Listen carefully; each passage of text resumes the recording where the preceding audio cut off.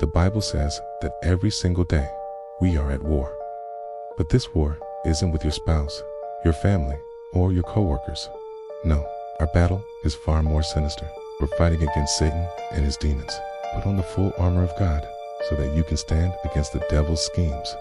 For our struggle is not against flesh and blood, but against rulers, against authorities, against the powers of this dark world, and against the spiritual forces of evil in the heavenly realms. This war is spiritual. You may not be able to see it, okay? But you feel it every single day. The enemy doesn't sleep. He attacks through your weaknesses, through people, through temptation, through pressure. And he's not trying to scare you. He's trying to end you. Years ago, when someone had a heart attack, they rarely survived, not because the attack was too strong, but because they didn't recognize the warning signs. Now, imagine that. Spiritually, you are under spiritual attack right now. And unless you recognize the signs, you may fall before you even realize what hit you. Here are 7 terrifying signs that the enemy is attacking your life. 1. You've lost your desire to seek God. The first target of every demonic attack, K, is your connection to God. You stop reading, stop praying, stop caring. You don't feel like following God anymore. You're empty, and you don't know why. That's not a phase.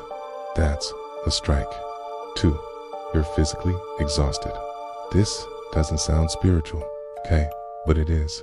The body, the soul, and the spirit, all connected. If your body is weak, your thoughts follow. And when your mind is clouded, the enemy finds his way in. 3. You're facing sudden lack or financial struggle. Doors are closing. Pressure is rising. And right when you feel most vulnerable, the enemy offers a shortcut. One that feels easy, but leads you away from God. 4. Your prayer life has gone cold. Jesus warned his disciples, "Could you not watch with me for 1 hour? Watch and pray so that you will not fall into temptation. The spirit is willing, but the flesh is weak." Are you watching or are you sleeping? 5. You're overwhelmed, drowning in your own circumstances.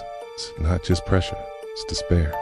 Hopelessness is a tool of the enemy, because once your hope dies, your faith follows. 6. Old sins are coming back. Temptation returns when you're tired, frustrated, angry, or alone.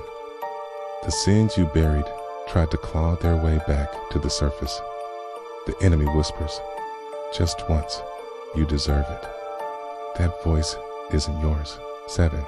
You're pulling away from godly friends, the people God sent to help you. Now feel like a burden. You're distancing yourself from the very ones who could lift you back up. That's not a coincidence.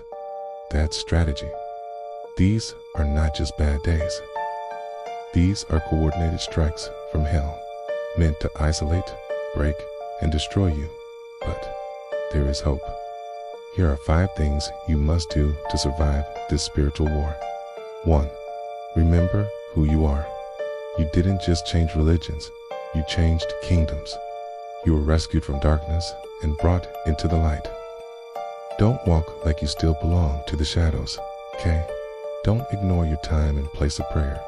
Create space, your war room, okay? Even if it's just your car, your closet, your shower.